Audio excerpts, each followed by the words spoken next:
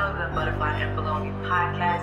I am one of your hosts, the Butterfly Assassin, and as always, is my amazing co-host, Tony Baloney. Ladies, this is another season.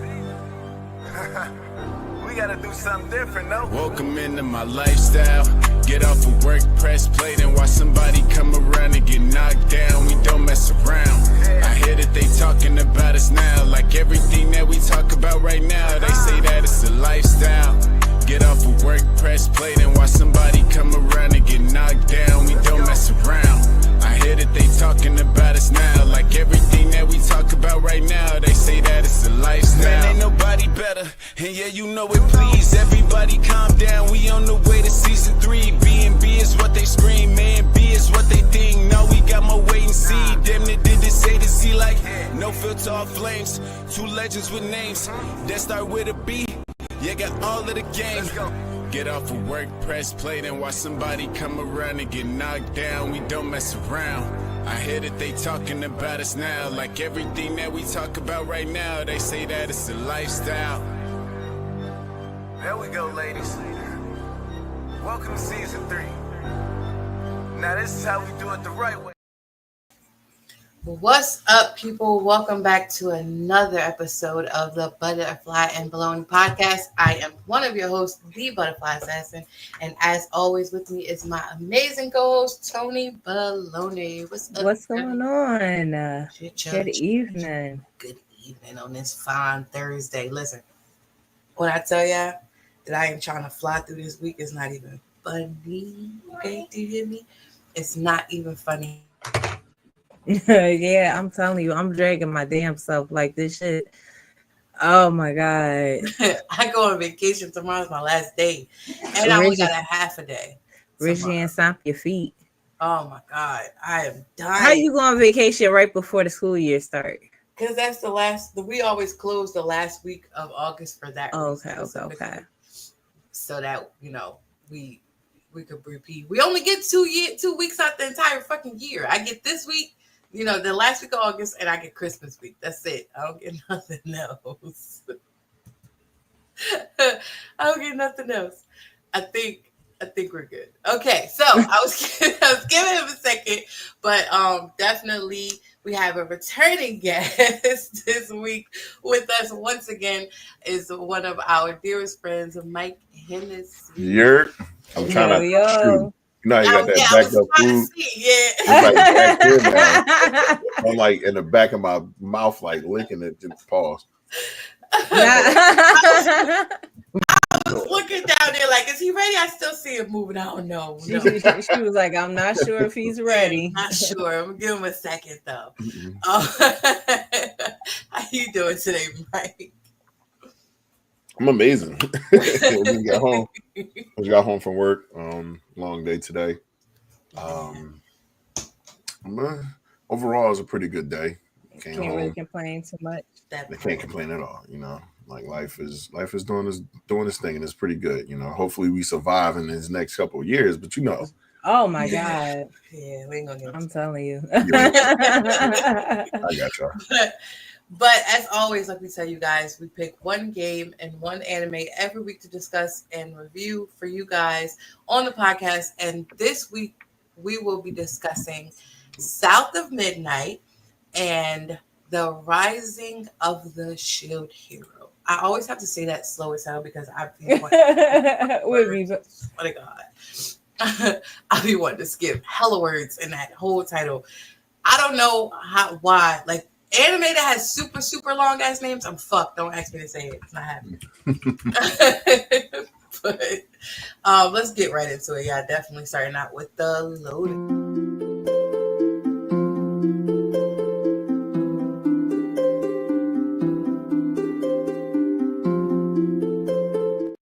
You definitely cut yourself off there. Yeah, I peeped. So this week on Loaded Screen, we're going to be talking about South of Midnight. This game was released April 8th of this year. When this game came out, it caused a lot of stir.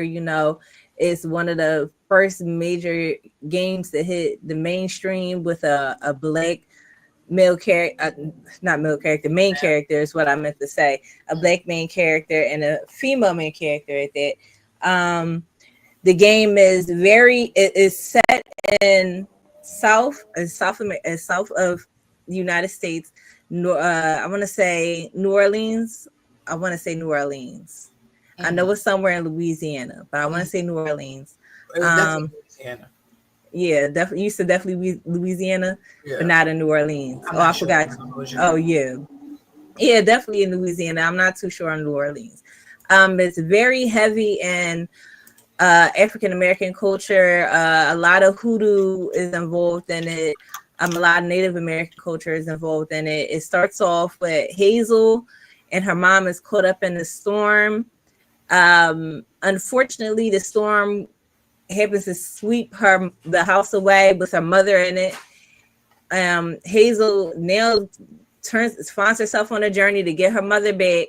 She finds out that she's something called the Weaver, and basically you're running through these like different chapters and everything, going through this these towns, learning all the people, your neighbors. You're learning like all their history, it's about pain, suffering. Hey, it's about growth, trauma, and you're learning all about your neighbors and what they've been through in their life, and you're helping them piece together, their suffering, and at the same time, you're trying to find your mother and heal yourself.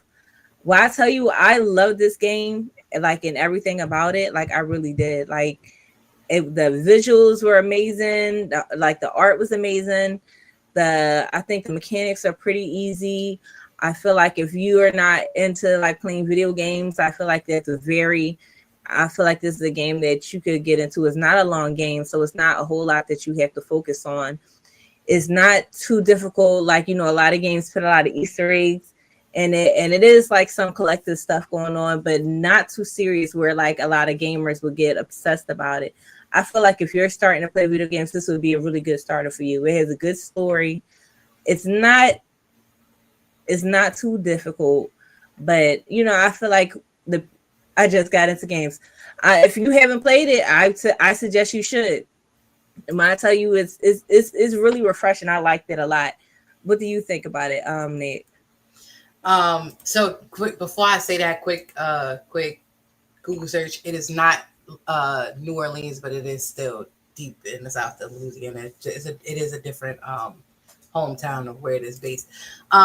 This game, what whole town is it? Oh, you asking me to pronounce this shit? It's down by the bay. Yeah, like Prospero or some shit. Prospero. Yeah, no, it's like that. When I say New Orleans, I mean like around New Orleans. They got boroughs and different other towns around them. It was deep down there though. But Prospero. like you said, the game overall, and I don't feel like this game particularly. One, it was done for the culture, and I love it. But I don't feel like this game particularly was more focused as far as gameplay than it was on storyline and getting that out. And I love that about the game. I did. I didn't beat the whole game myself, but I did go through and watch somebody else go through the entire game, and was like, I felt like I was watching a movie the whole time. Like the like you said, the different characters and the fact that it was broken down into chapters, and everything wasn't just focused on like, yeah, we got her backstory, of who she was and her journey to try to find her mom, but we got so much Southern lore broken down to us in so many different aspects. I thought it was really dope. Mm-hmm. Yeah, it's called South of Midnight. Jordan, I definitely agree with you with that. That's why I say if you're just getting into video games, if you're just learning like how to do the whole hand and eye coordination thing with that, I definitely think this is a good beginner game. I feel like it's easy. Mm-hmm. It has a great story. I love it. I definitely agree with you when you say it's more so like more cinema than gaming, and I thoroughly like that because, in my opinion, when it comes to video games, I never seen anybody do art like that. I think it was like kind of like claymation in a sense, right? Puppet like in a sense. Yeah, you know what I'm saying? And it looked really unique to me. I thoroughly enjoyed it.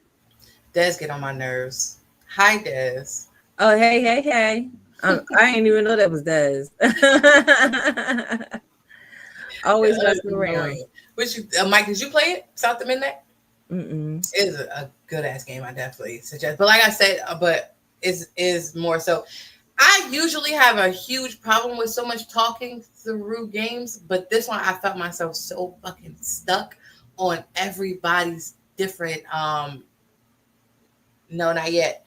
Everybody's different storyline and the history, the real history behind the lore of the stories that they incorporated in the game was like pretty dope.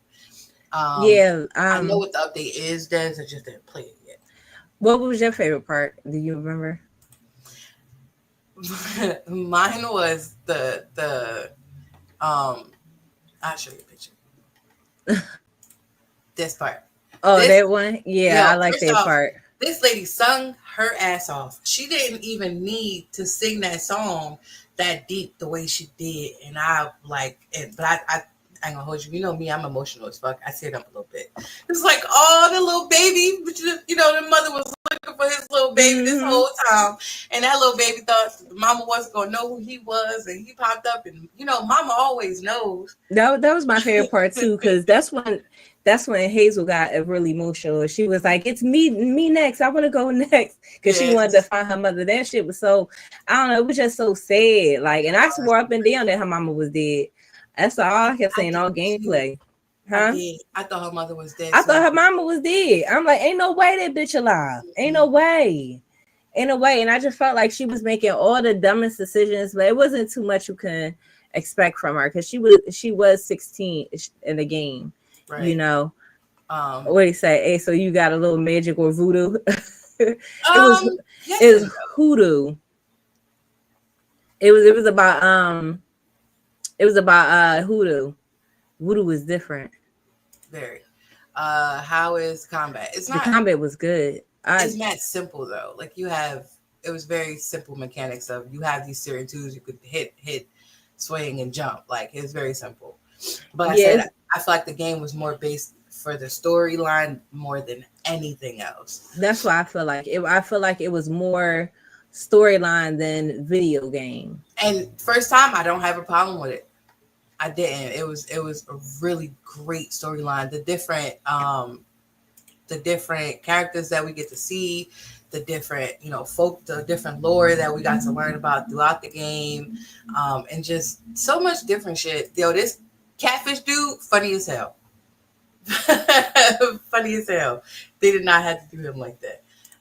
But yeah, it was so many different, the Ragnaroks, it was so many different story lore that we've gotten. Even the, press the wrong damn button, even the quote unquote the I want to say the Sandman for lack of a better word than of who he was, but the guy the holder of the dreams and nightmares. I forgot his name. I can't think of his name for shit right now.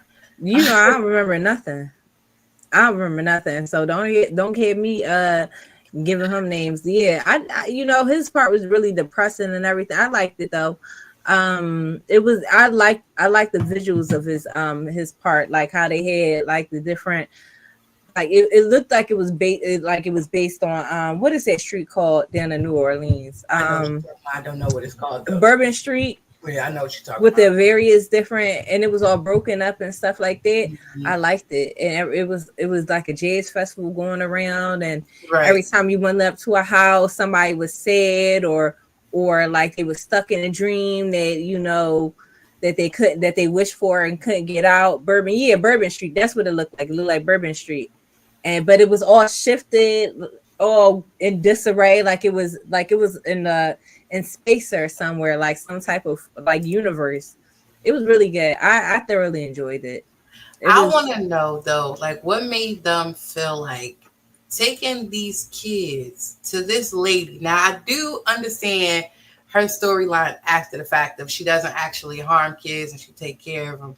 But what child gonna see this goddamn monster and think I'm safe with this lady?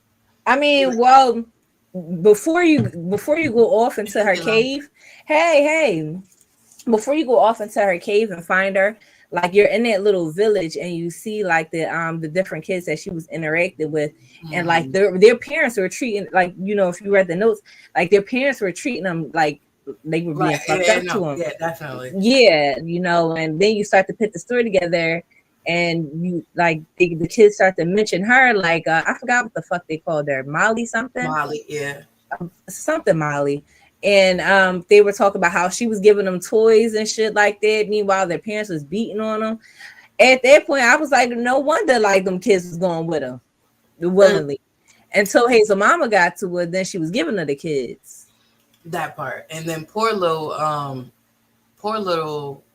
what you call it, little Ben. Poor little Ben. Because he told everybody about her and where to find her, and she just left his ass. So she was like, you know what, I'm not. She took all the rest of the kids and left him, and he like had to live with the guilt of his father and everything. It was so many sad points. She had to do what she had to do. Yeah, it was so many sad points throughout the damn game. But what brought it full circle was knowing that Hayes was going through the story of healing everybody while showing us the trauma and shit that they went through. It was crazy. No, I definitely liked it. I felt like it was such a good story. I really want them to come out with a part 2. If they do, I don't know if I want them to do Hazel again, because I think her story is finished. I feel like she's been through enough stress. But I do like the idea of them staying on, like, you know, African American folklore. I feel like if they would go to like another part of the country, maybe like the Carolinas, and do like something with the Gullah Geechee people, I feel like that would be good too, because it's just the way they put everything together. No, for sure. It really made it look magical and stuff like that. Like it really turned everything into like a dream. It was really good. It was funny to see their like person as the fairy guy that's supposed to be collecting a coin and take them to the underworld type shit. It was funny to see that, because he was based off of a real jazz player, and everybody always talk about his folklore of how he sold his soul to the Crossroads demon to have wealth and fame and everything. And to know, it was funnier to see it because Sammy in Sinners was supposed to be based off that guy too. Really? I didn't know that. That's what I'm talking about. Like if they do a number 2, they have to do it in another part of the country, somewhere where there's other stories at, you know what I'm saying? Yeah. Other like urban legends and shit like that they can create like the same, like the give it the same feeling to it. Because I just felt like it went so well. It did. It went very well. And you know how it went very, very well? It pissed off a lot of fucking white people. It did piss off a lot of people. But you know, I really don't care about that, because the motherfuckers gonna be pissed anyway. You know, somebody gonna always be pissed about something that's being put out. Nobody's ever gonna be happy about it. Even if they make it the way that, even like let's say it was like the DEI game, you know, really. It don't matter. Like they're gonna complain about something at all times. You can never make it perfect. Never. And this was a good story. It was a great story. It was a great story. It was multiple stories, and still was able to tie it into one was pretty dope. Y'all said a DEI game. That shit is hilarious. That's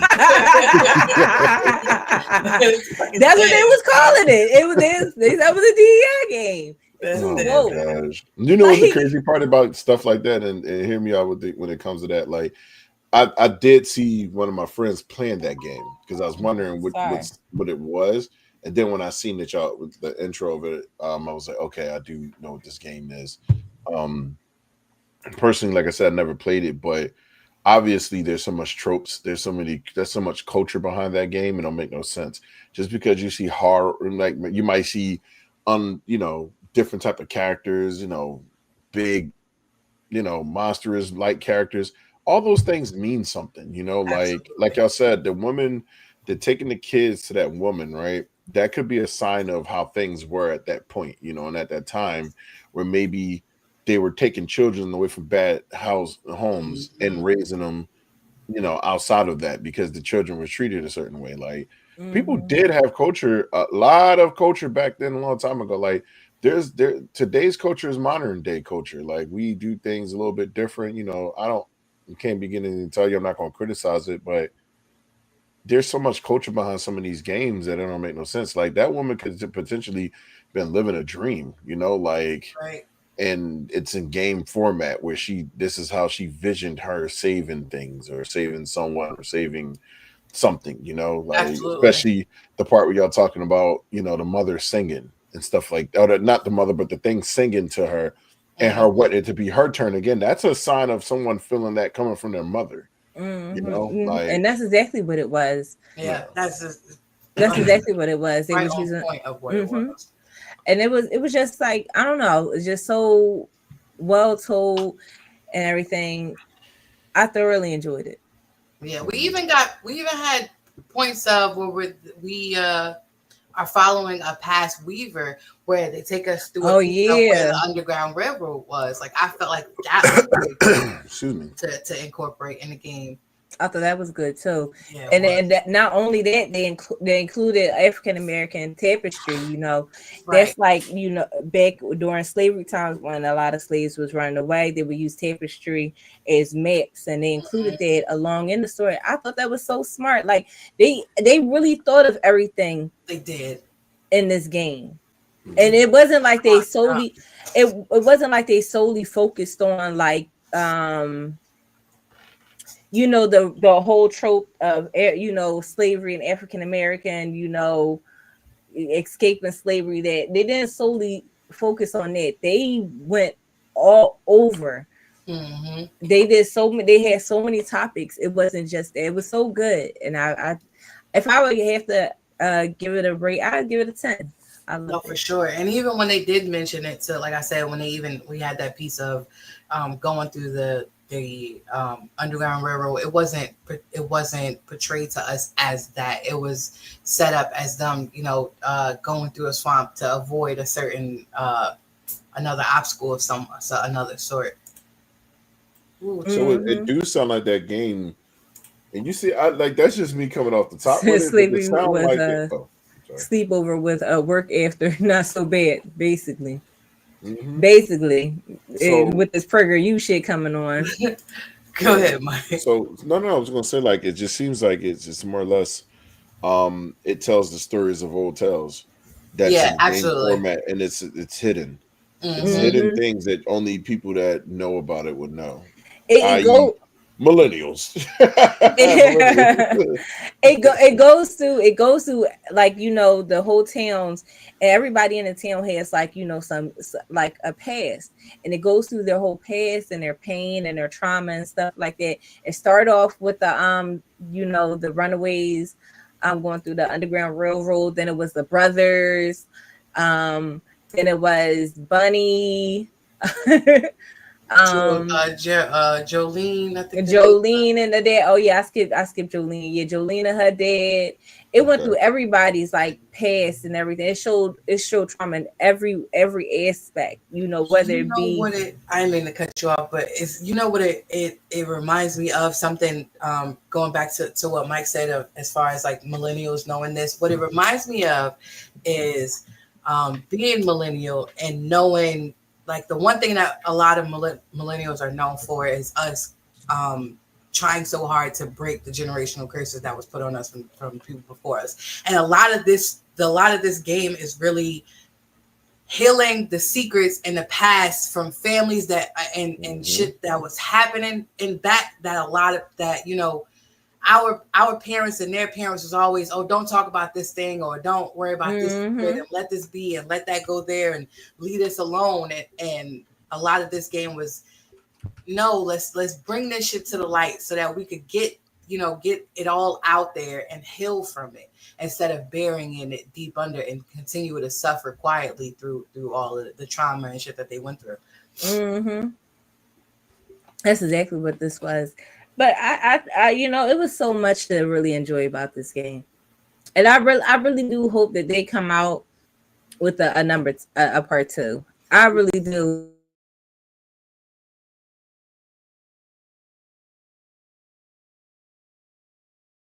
goddamn thing new to us. You can see some of the artwork and the story of it.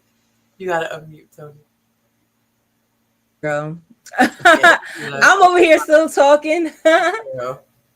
Well, you couldn't hear the you can't even hear this anyway. Because there's nothing there to hear. That's why I don't know why I muted us. Oh, I thought you was playing the clip that I sent you. No, not yet. You want me to? No, Tony, it don't matter. Funny as hell. Hold on. They got a boo-boo sprinkler. Ain't that shit wild? Try to give you the boo-boo touch. That joint thick too. It's shooting out chunks. That joint thick. They need to break that up or something. Call somebody. You sure it ain't oil? I'm not sure about nothing. Absolutely not. I'm not sure. Something is wrong with her.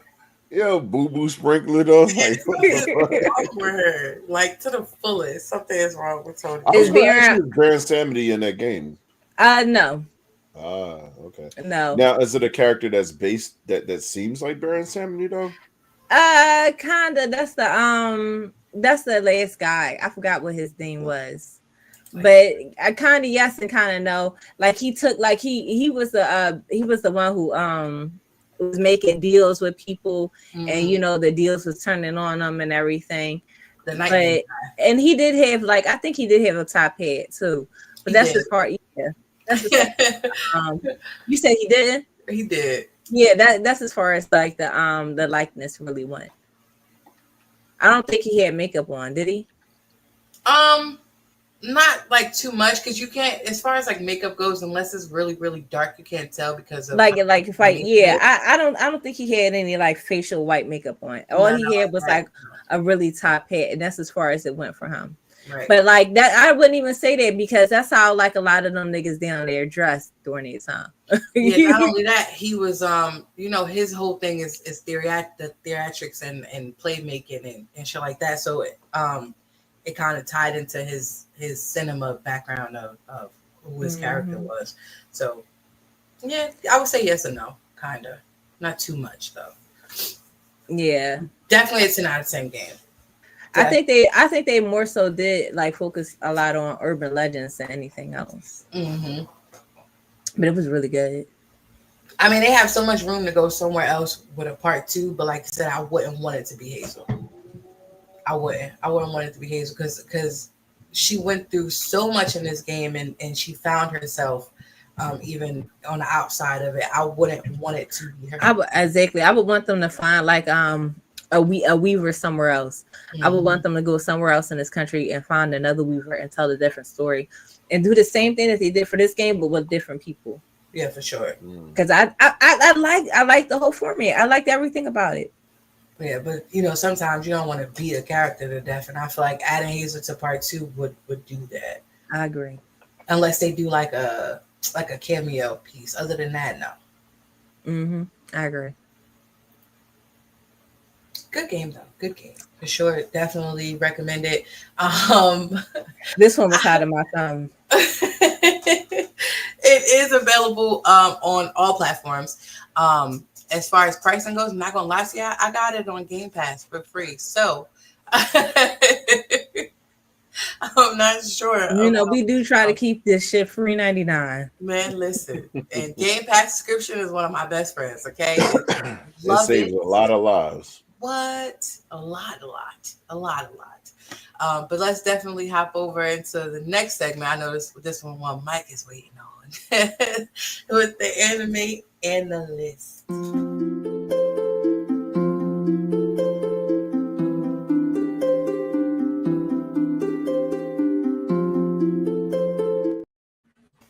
I ain't cut myself off that time.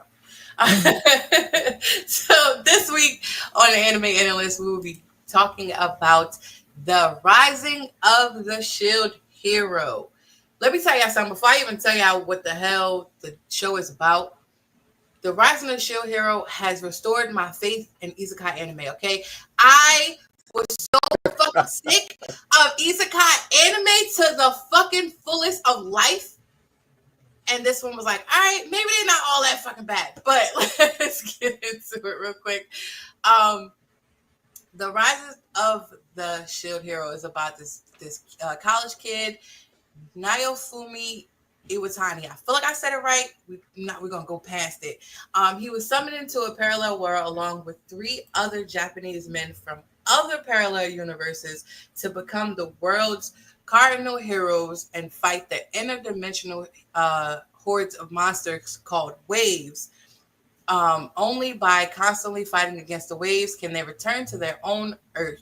Each hero was respectfully equipped with their own legendary equipment when summoned, and Naofumi was the one who received the shield weapon, and everybody else, I think, it was a sword, a bow, and a spear was the other 3 heroes. I don't like dumb niggas. I don't think anybody liked them. Fuck them. This restored your faith in Isekai? It did, because one, I didn't feel like this one followed a lot of the damn tropes that is in a lot of other isekai. Like it did. It didn't though, because How did it, Tony? First of all, a lot of tropes in isekai anime. What they do as soon as they get to the next world is give the main character a shitty power or something like that, and that's what he got. Then they got all these bitches that throw themselves at him at his feet and all that. Period. Go through the world, collect them bitches in an unrealistic fucking world. Hold on. It's just what else? Starts off weak and then starts to feed his weak ass power, weaker things, and then all of a sudden he's busted again.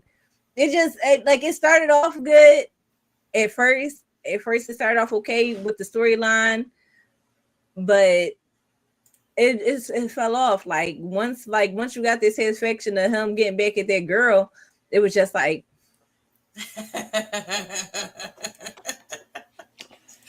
this bitch deserved everything that came to her. I don't give a fuck.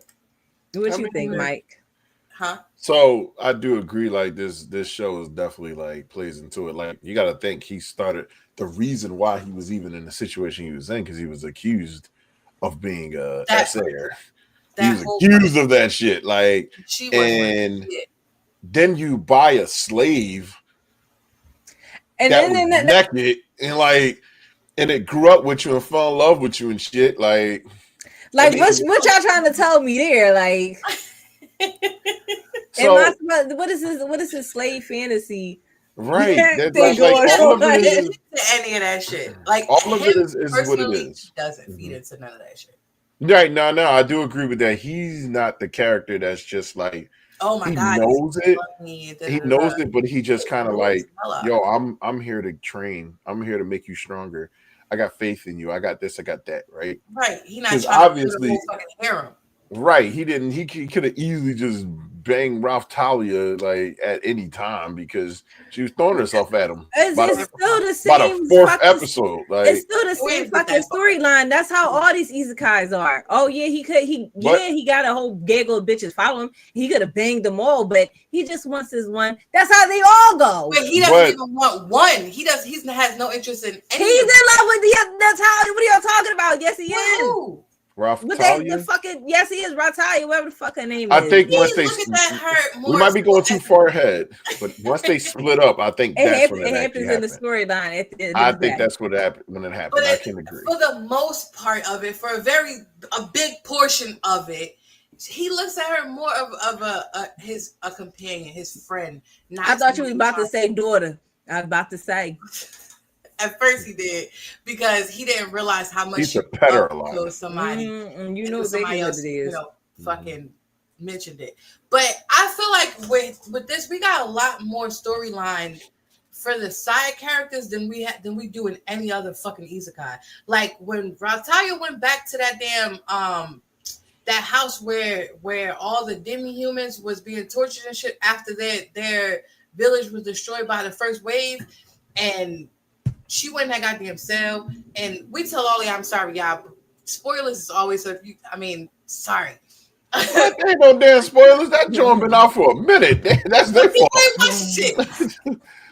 When she went into that cell and she found her friend's remains, just all skeleton, laying on this fucking ground. So you mean to tell me this whole goddamn time y'all couldn't even bury the little girl? Y'all just left her there. That shit fucked me up. I had to pause the show because I literally was sitting here bawling my damn eyes out. I don't care. This is how you want, Tony. I was crying. I cried because I'm like, yo, that's fucked up. That is how they fuck you up, but you ain't like to your eternity. That was a better story. That shit was a very slow. But it was a better story. That shit he balled out too. Hey, Kiefer. Yo, Kiefer, that shit killed me. I didn't go there. I couldn't get that. When that little girl got shot in the back, you didn't get to that part. Nope. Oh. I don't think I did. Man, you went too far, Tony. No, that's not. That's in a different anime. That's in a different anime. Yeah, that's another one. I couldn't. That's why I was trying to get her to watch. I was trying to put her on to a good ass show. And she was like, it's too long. It was a good ass show. It wasn't even that long. Every time. Do you hear me? It was a good show. I will say this about Shield Hero.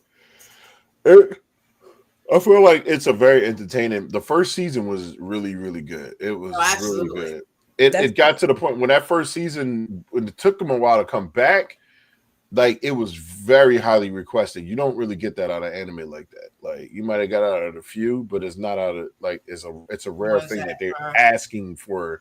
Like they're waiting for season 2, and then season 2 came, and people was like, "Did you have to do that?" Like thinking about so y'all know me. I watch everything the week of. Now, had I had to wait for that season 2 after that amazing ass season 1, like how season 2 played out, yeah, I would have been a little disappointed. I ain't gonna hold you. I would have been because it was. That's why I say you know, I feel like after we got the satisfaction of him getting back at that girl, I feel like the storyline started going down. I still want to see them. The Three Stooges get their shit the fuck either together or get going. Like honestly, because I think they do get fucked up. Yeah, they do get. So, if you haven't seen what's been coming up recently, with season I'm 4, not I gonna didn't say watch nothing. Before yet. I'm just not gonna say nothing. It's just so. From what I can say, they have all gone in their own groups, right? Mm-hmm. And that group was with each other, but I think somebody might have left one of them and went with the Shield Hero himself, because ultimately, if you really pay attention to kind of how the show is, it seems like the ones with the swords and all the other shit are the egotistical ones. They are. And they're not realizing the Shield Hero is probably the most important character. Now, obviously watching season 1 and what happened to him when he allowed the evil to take over that shield, because the shield was obviously corrupted and it had special powers in it. Seeing that happen to him, that will let you know, like, okay, this dude ain't here to play. Like, so still disrespect them at every chance they got. When they was doing that damn that wave, when they was in the sea and him and Lark killed that damn sea monster, and them motherfuckers hopped on there talking about something. Oh, we here for the loot because it belong to all of us, but y'all bitches ain't do nothing. That pissed me off. That's nothing. I do feel like a lot of this show, he let too many of them walk over him. Yeah, there was times where I wish he would have stood up and said something or did something more to fight for, because Ralph Talia was always on go. She was always on go. That character, all of them, Ratalia, the little bird, Philo. Even the princess, the second princess. What's her name? Minxie or something like that. It was something with an M. It was something cute. Yeah, it was something. But I thoroughly enjoy it. If I had to give it a rating, I would give it. Let me lie and say I thoroughly enjoyed it. I thoroughly enjoyed the first season. Let me get there straight. The first. Well, I mean, we all agree on that part. The first season was dope as hell. Yeah, I would give it an 8. Definitely was dope. I would give it an 8.5. First season, I would say a 9 for me because it made me want to watch it. Like it made me want to watch that. Yeah, And I when watched it the first didn't, season in one day. right? Yeah, it was really good. Like it was a really good season. I think like for something that like once you go to the other seasons, you kind of like know the shit what they trying to do may hurt you a little bit, make you cry a little bit. No, that first season was like a very emotional season.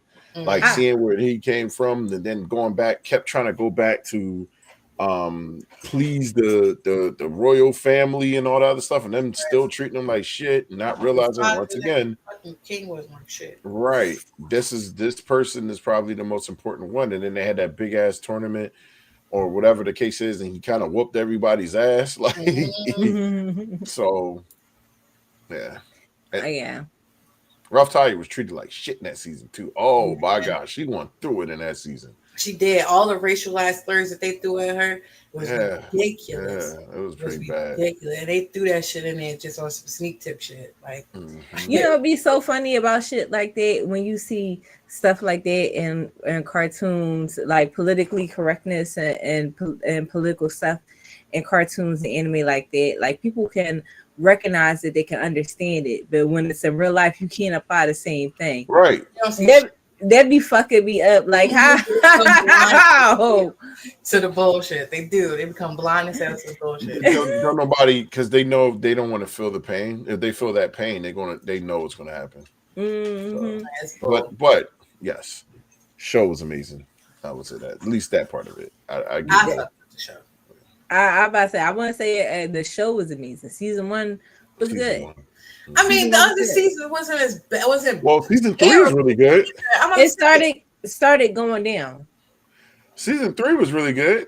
I like the shit that he did. Oh, I'm sorry. Go ahead. The shit that he did in season 3 is the thing that I did like. And ain't that the season with the freeing the slaves? No, yeah, he's freed.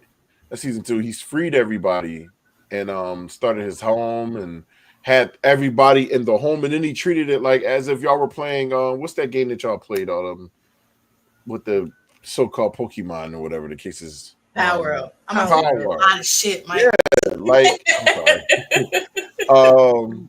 So it was kind of like a Power World situation when you get your home and now all your pets and all your stuff is building and making sure that everything is taken care of. It literally did the same exact thing. Like, and when you come back, your stuff is sitting there. The same thing as Slime Hero.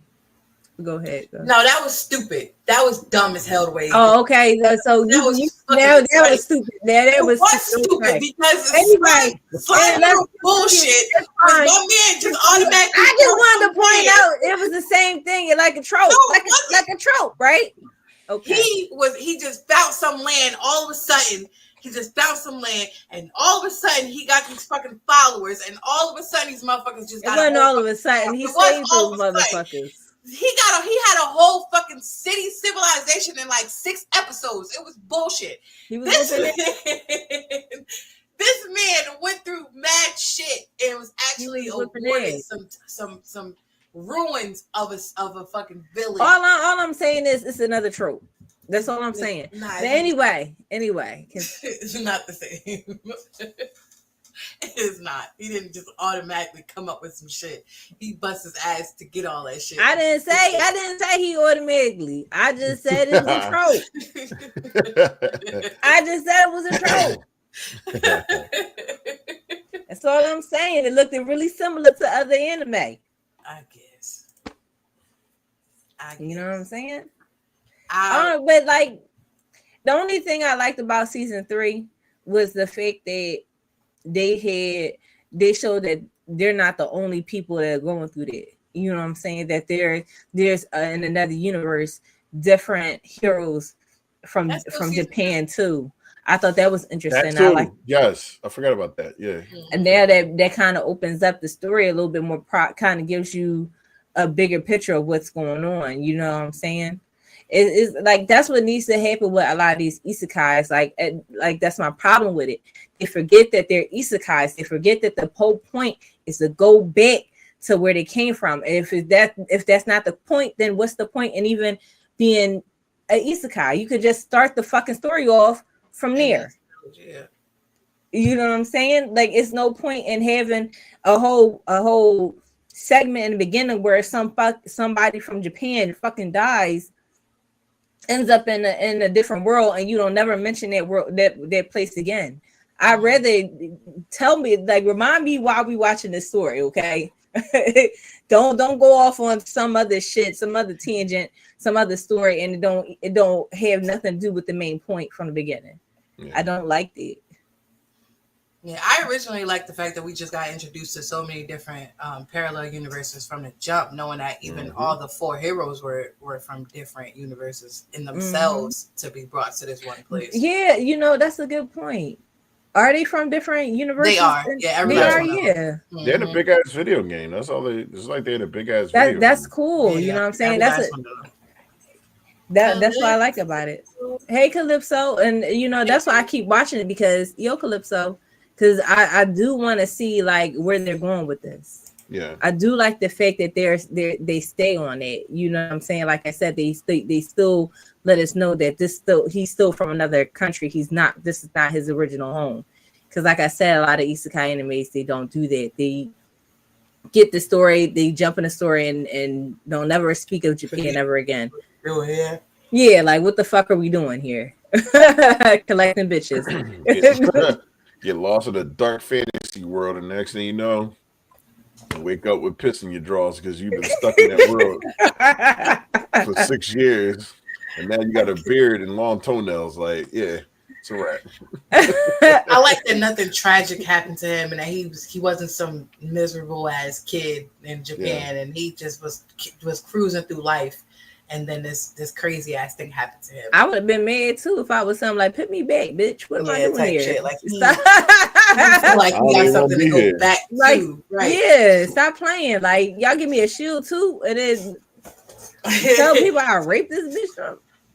He's not conflicted on wanting to go back. He knows he has a life that he wants to get back to. It's not like other places like, oh, I died, so I'm just stuck here, or I wasn't shit back that way, so I ain't trying to go back. Like, ultimately, I would like for isekai anime to come to an end. Oof, that ain't never happening. It is so much money made in that type of world. Like, I don't know why. What's your favorite isekai? I don't fucking have one. I'm not even gonna hold you. Yeah, I don't think. Look, Calypso, you asking a lot. You asking a lot, girl. I know. Yeah, I don't know if I have a favorite one. No. You don't have one? I like straight. I like the classical type of anime. Like, one of my favorite. Listen, I implore, we got to talk. I promise you, this is a good topic if we talk about it. I need y'all to watch an anime called GTO, Great Teacher Onizuka. I watched that a long time ago. I love that one. I've been deep. Oh my god!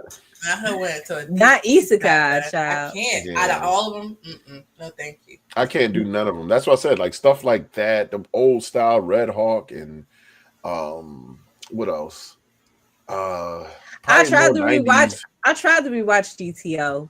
Look, we gotta watch that shit. I'm down to watch it with you again. I watched the first episode. He was looking up a schoolgirl skirt. I said, "Oh." You know how something feel about that? I said, "Yeah, I'm too grown for this." You're a freaky ass 22-year-old. A freak. That's another thing. 22-year-old teacher. I said, "What was I watching?" It's the stories and it's the music. It's the nostalgia you get out of it. They were heading into the generations of what it is now, like the animation Golden behind Boy? it. I never seen Golden Boy. I think that's on the list. So I couldn't think. I don't think so. I think that list, and then I walked the fuck away from it. Honest to God. Y'all, if it's on the list, y'all gonna love it because that shit was fucking hilarious. I like funny ass anime. That's probably what it is. When I tell you that it's an old anime, it's a 90s anime, and the art is there, but it's also a 90s anime comedy. It is. It's only a few episodes. It's like 6 episodes. Oh, that's perfect. It's the week after next. I think it's the week after the next one. I tell you, that shit had to be the funniest shit I've ever seen in my fucking life. Probably worse than Ghost Stories. Excuse me, Golden Boy. It's called Golden Boy. All right. It's called Golden Boy. Yeah, when I tell you that nigga is perverted, that nigga perverted. that shit. Wow. That's why they I tell her to watch D&D, DxD high school. No, that shit probably worse than DxD. That shit probably. I mean, but that's supposed to be a comedy. You know what I'm saying? Mm-hmm. My thing about it is, if it's supposed to be something, then let it be. I don't want to watch an action anime, and next thing I know, it's nothing but titties. Like, where's the action? if all I'm seeing is this the action that y'all was talking about? Right. What she said? Oh man, you know that what we have seen that one that we let Aaron pick. Which one was it?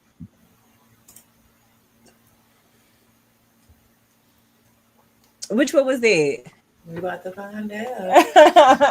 But yeah, no, I'm not a huge fan of Isekai and Golden Boy. She said. Oh yeah, Golden Boy. And fucking that shit is hilarious. The show has just reinforced my dislike for Isekai anime, because we've done a lot of fucking Isekai anime on this show. I feel like all of season 2.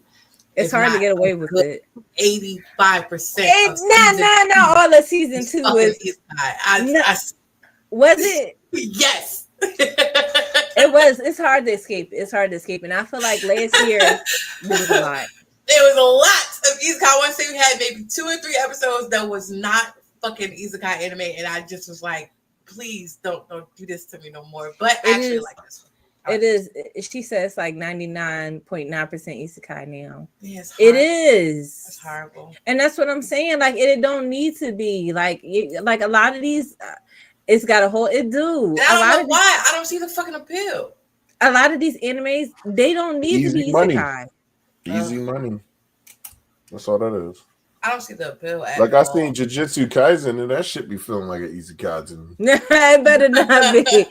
I just started watching this new one, this new anime called Tanzania or something like that. And it was so good. Like, you know, it started off this boy in his village and he got face paint and shit on him and stuff like that. And he's possessed by this forest god and he's fighting these demons. And it was so good. And the next thing you know, he has a memory of being back in Japan. I said, is this an Isekai? Listen. This shit Isekai fished you. I'm like 5 episodes in and he floated over Japan. I'm like, how did Japan get in the middle of this desert? That's crazy. Isekai. He said, we Isekai. It's like Rick rolling at this point. Catfish. She said it's Rick rolling. They said you thought that these were just regular college kids. Guess what? We're about to kill them. Yeah, Isekais are making the most money. Plus, it's like they must be making video games for them and whatever. They making video games for Isekai. They are. Yeah. Shield Hero got a video game. They do. All that shit got video games. Yeah, Sword Art Online got a video game, you know, and that's old. Should have a video game though. But it was games before it was actually an anime. I wouldn't call that an Isekai. What? The other one? What did you say? Shield Hero? No, I could have swore. I don't know why I thought you said Sword Art. He did. Sword Art. I would consider that an Isekai. You would? I would consider that. Absolutely. He woke up in Japan, pissing on himself. Remember? He already knew he was in Japan. It was a game. It was in a different world. It was a different world. Well, if Sword Art Online is Isekai anime, I'm about to choke on my fucking words. Then Yu Hakusho is the Isekai. Yu Yu Hakusho is an Isekai because they travel between dimensions. Yeah. If we're gonna say that, then we have to say that because it wasn't like he didn't die. He did not die. He was playing a video game. Yeah, and but if that's the case, then Hunter is the Isekai because went into because y'all using the same logic. They went into a game. But the whole show is based on them going into a game. Hunter x Hunter spent one arc in a game. It wasn't the whole show. Yeah, I'm about to say Hunter x Hunter was like No, it's an it was. isekai. If that's your I don't think logic, Hunter that's x not Hunter is that's an not enough. I don't So think Hunter many x Hunter is an Dragon isekai. Ball Z is an isekai. They went Nope. to another world. Mm-mm. Mm-mm. Sailor Moon is an isekai. Did see so there's the reason why I feel like it makes it an izakag is because of the fantasy part of what it is. Dragon Ball is not a fantasy. Hunter x Hunter is not a fantasy. Stuff like Naruto. What do you All mean? that. Do you mean They're like like they start fantasy off world. Uh-huh. and then they turn into but keep in mind the second season wasn't in that fantasy world. The second season was in like a apocalyptic world. And It what? was with guns and stuff. And what? And Sword Art. I was still can't a man, video child, Sword Art Sword Online Art because Online. no because Game. but it still takes the premise of a video game, the fantasy world. That's the part of it that makes it an isekai is a fantasy world based thing. Like those other shows aren't fantasy world. They're more or less It was reality. a fantasy world in Hunter x Hunter. It was a very small arc. It wasn't doesn't matter. whole They still went show. there. That probably was a what's the name arc too. That's one of them bullshit arcs that I wound up watching. I wound up watching like an idiot and shit. Like No, because that's It where was they met really- their trainer. It wasn't a bullshit. That was like that had canon. That's where they met their trainer. That shit was irrelevant. No, it wasn't. I like that. I like that one because that's when they met. What's that child name? Biscuit Buttons or something like that. And she had to knock them little boys upside the head. That's when they learned how to do the rock paper scissors. all right. So listen, Biscuit. look. I got you. I I know got what you. you're talking about. They said that. Okay, no Hunter x Hunter is not an isekai. It's not. Isekai is literally different world. That's what it means, different Right. world. So, it's a genre where the main character is transported or reincarnated into a completely different world, often a fantasy or game-like universe. Right. Classic examples include Sword Art Online, Number ReZero. one. That time I got reincarnated as a slime. I'm not saying it was. I'm saying with that logic, you can consider it is. No, you're right. But it's like I think that what separates them is the video game based borderline. That's the way the show is. Its main focus is Component around of that the video show, game. right. Yeah, like you might have jokes like What is the definition of an isekai? He just read it. No, he didn't. I did. No, he didn't. He read the. I'm about to say, isekai literally means different world. It is a genre where the main character is transported or reincarnated into a completely different world, often a fantasy or game-like universe. Okay, then that happened in Hunter x Hunter. Look, she's like, this. I'm gonna pull this motherfucker. Even if I'm gonna pull her by the pinky toe, this bitch coming with me. That happened in Hunter x Hunter. Stretch it. I can't. Oh, Y'all get that to was die funny. all you want. It's That's terrible. not. It's I not. don't care. Just so out. They spent a little time. It probably was a joke episode. Very It probably small wasn't even portion. meant to be. There one of those. Small- Like, it was It's a probably meant to canon be small. event. They learned special moves. They met their master there. That's how he found. That's the game that his father made. Yeah, It was but I a mean, ve- it was everything that canon he event. touches in the game somewhat related to his father. That was the point of the show.